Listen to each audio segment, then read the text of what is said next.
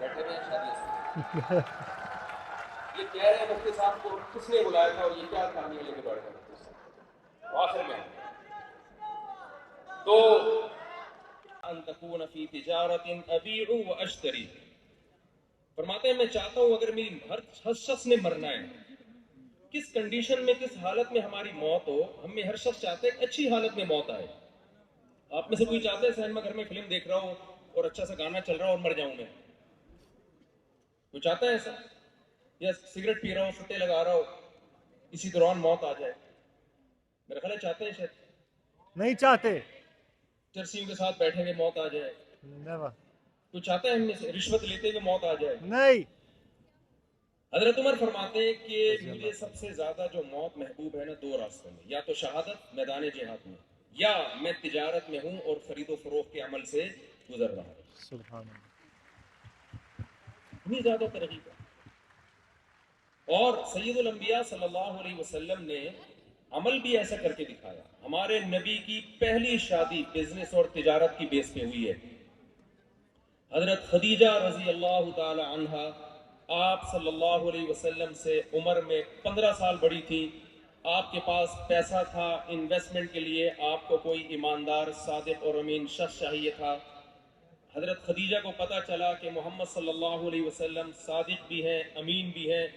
کاروبار امانت سے دیانتداری سے کریں گے تو حضرت خدیجہ رضی اللہ تعالی عنہ نے اس بیس پہ محمد صلی اللہ علیہ وسلم کے نکاح کی آفر کو قبول کیا اور اللہ نے سید الانبیاء صلی اللہ علیہ وسلم کی مسکنت اور غربت کو اس تجارت کے بعد ختم کیا جو آپ نے حضرت خدیجہ سے شادی کر کے اور ان کے پیسے کو تجارت میں انویسٹ کر کے جو آپ کو پیسہ ملا جس کا سورہ والضحیٰ واللیل اذا سجا میں اللہ نے تذکرہ کیا ہے کہ وَوَجَدَكَ عَائِلًا سے 9 حصے روزی بزنس میں اور تجارت میں رکھی ہے اسلام ملازمت کو اپریشیٹ نہیں کرتا اسلام اپریشیٹ کرتا ہے تجارت میں قرآن مجید میں جہاں بھی اللہ نے رزق کو اپنی نعمت کے طور پہ بیان کیا ہے تو تجارت کا تذکرہ کیا ہے کئی آیتیں میں چند آیتیں ایک مثال کے طور پر آپ کے سامنے پیش کرتا ہوں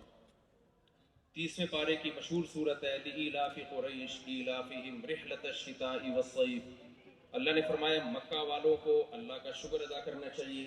کس بات پہ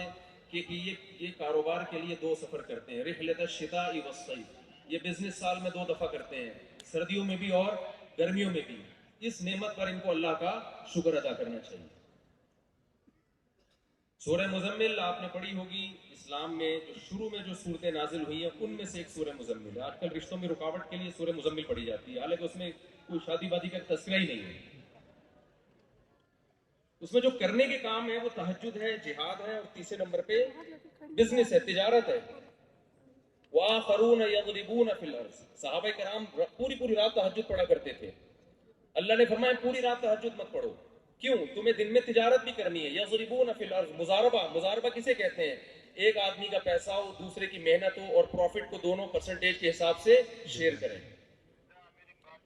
پورا رکوع اللہ نے سورہ مزمل کا اس مضاربت پہ نازل کیا ہے اسی سورہ مزمل کی بیس پہ حضرت عمر رضی اللہ صلی اللہ علیہ وسلم نے فرمایا کہ قیامت کے دن تم میں کوئی شخص اللہ کے پاس اس طرح سے آئے کہ اس کے چہرے پہ بھیک کا داغ ہو جو مانگنا ہے نا یہ ایک داغ ہے جو آپ کے چہرے پہ نشان چھوڑ جاتا ہے آپ کو رسوا کر دیتا ہے لوگوں کے سامنے تو آپ صلی اللہ علیہ وسلم نے فرمایا یہ بھیک کا داغ قیامت کے دن تمہارے چہرے پہ ہو اس سے بہتر ہے کہ تم کوئی کام کرو اور کماؤ میں نے جو یہ حدیث سنائی ہے یہ واقعہ بتانے کے لیے نہیں سوچئے جب کوئی شخص بھکاری بنتا ہے وہ شخص ذلیل ہوتا ہے جب کوئی قوم بھکاری بنتی ہے تو وہ قوم ذلیل ہوتی ہے جب کوئی اسٹیٹ اور ریاست اور کنٹری بھکاری بنتا ہے تو وہ اسٹیٹ ریاست اور کنٹری ذلیل ہوتا ہے سبحان اللہ آج پوری دنیا میں ایز اے پاکستانی جو ہمارا امیج ہے وہ کھلانے والا نہیں ہے بلکہ کھانے والا ہے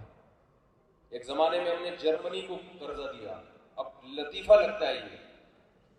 ہم کہتے ہیں نا جرمنی نے ہم سے قرضہ مانگا 50s کی بات ہے اب یہ باتیں ہم اپنی نئی جنریشن کو بتائیں گے تو وہ سمجھیں گے یہ لطیفے سنا رہے ہیں پاکستان قرضہ دے رہا تھا آج جو سیاسی لیڈر آتا ہے، جو وزیر اعظم، جو بھی آئے گا، سب سے اس کی کامیاب لیڈر اس کو سمجھا جاتا ہے جو آئی ایم ایف سے زیادہ قرضہ پاس کرا لے. تو ہمیں بہت مایوسی ان حالات میں، اور اب جو موجودہ حالات چل رہے ہیں ان میں تو کوئی امید کی کرن نظر نہیں آ رہی تھی. لیکن الحمدللہ یہاں آ کے اندازہ ہوا. میں اپنی تقریروں میں ایک بات ہمیشہ سے کہتا رہا ہوں کہ پاکستان میں آپ کبھی بھی گورنمنٹ پہ ڈیپینڈ نہ کریں. خود کماؤ خود کھاؤ والی پالیسی پہ جو چلے گا وہ یہاں سروائیو کر سکے گا، بلکہ کنٹری کو بھی چلائے گا. تو آج الحمدللہ اس ایونٹ میں ہمیں اندازہ ہوا کہ الحمدللہ بڑی تعداد میں ایسے اسپیکرز پیدا ہو چکے ہیں جو پریکٹیکل کر کے، جو کما کے آپ کو بتا رہے ہیں کہ آپ بھی ایسے کما سکتے ہیں. تو پہلی بات تو یہ میرا خیال ہے کلیئر ہو جانی چاہیے کہ ہمیں ہماری شریعت نے بھکاری بننے سے روکا ہے اور کمانے کی ترغیب دی ہے.